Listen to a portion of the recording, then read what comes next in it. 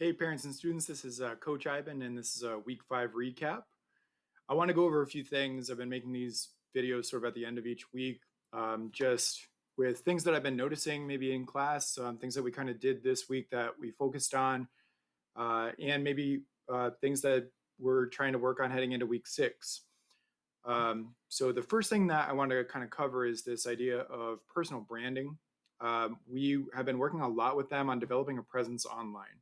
And I mentioned this in some of my other videos that it's really, really important that when we're doing virtual school, that we're trying to recreate the experience of you sitting inside of a physical classroom and having a presence, like as a student, and you're there with 30 other students, and like let's try to make this visual and recreate an actual like classroom.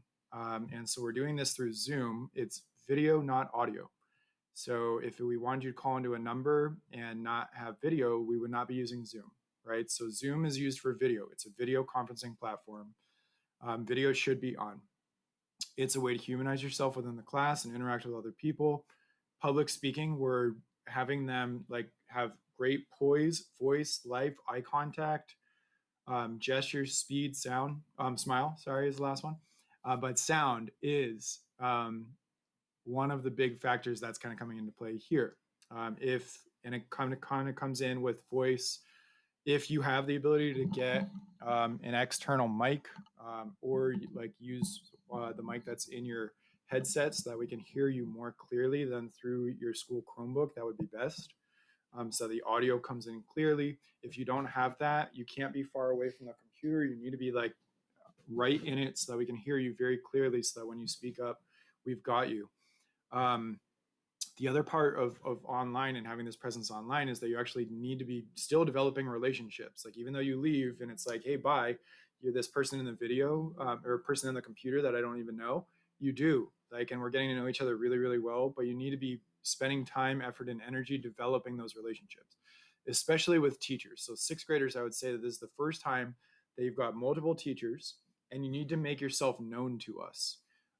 We're trying to do a really good job like getting you guys to interact with each other. We're probably putting ourselves out there a lot and you're getting to know us really well. If it's week 5 and we still don't know you, like if I don't know a kid, I've been trying to get you to sort of like engage. But if you're that kid that's showing up and kind of like turning your video off, turning your sound off, you're not emailing us, it's kind of a one-way relationship and you're not doing a great job developing that. So you need to be actively letting your teachers know who you are, so that you're not just like another number, right? And so you need to humanize yourself in that way also by developing the relationships. Asking for help is a learned skill. We are focusing on that. Some are better than others. If you've got a question, you need to raise your hand and you need to ask. If you weren't brave enough to ask it, you can type it. If you didn't have the initiative to type it in, which I feel like is at a minimum, you should be typing in questions into Zoom, then you can come to office hours and talk to us one-on-one.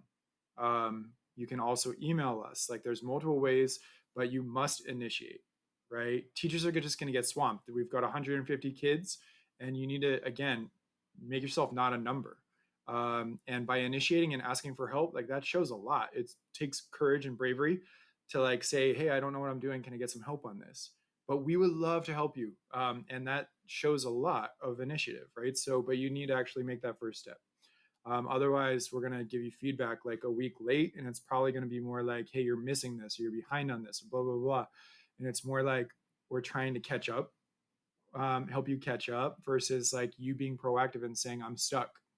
Like, don't let us give you that feedback a week later. You already know you're stuck now, so ask for help.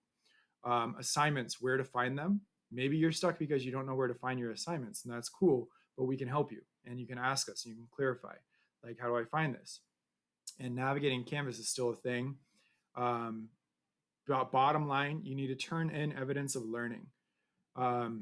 Hey, coach, here's what I've learned, and here's evidence. Like, this is proof that I've learned it. That needs to come to me somehow. You need to turn that in. Turning in nothing, like, I can't give you any feedback, right? So, once I give you the feedback, you need to actually use the feedback also. So, that's what we're going to be focusing on next week. These are the things that I've been noticing for week 5 that I think are really important. I hope you enjoyed that. Again, let me know if you have questions. Thanks so much. We'll see you week 6. Have a good one.